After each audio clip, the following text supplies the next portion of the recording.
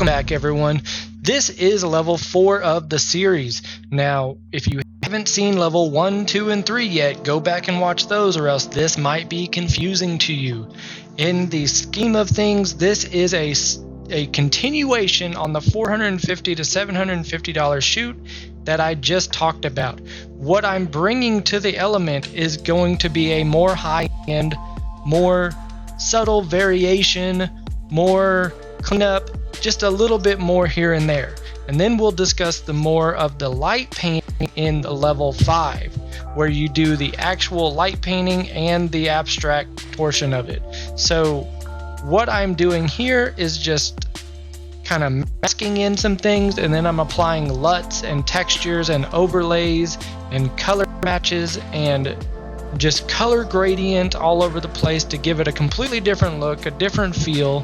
That way it has a completely different look to the image, and this is something you would add into it and just say it's extra added value. I did another edit for it because I liked the way they both look and I couldn't choose between the two. This is going to be for your higher end clients, so keep that in mind that they want extra. And so that is level 4. If you're enjoying this series, like, comment, subscribe, get the bell on, all of those great things. Go watch the rest of it. Let me know what you want to see next.